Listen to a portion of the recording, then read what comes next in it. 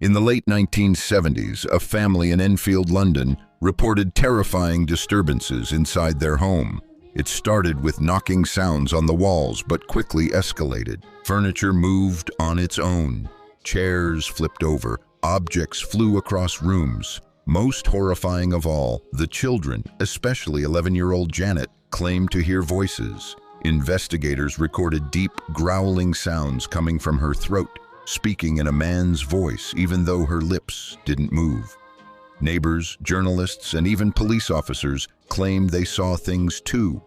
A chair sliding across the floor, toys thrown by invisible hands, and Janet levitating above her bed.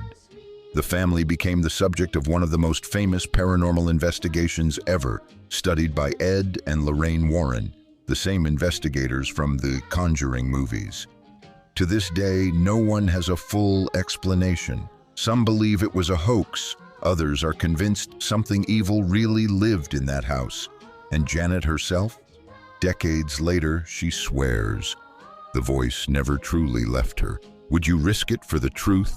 Or run the second the whispers began? Let me know.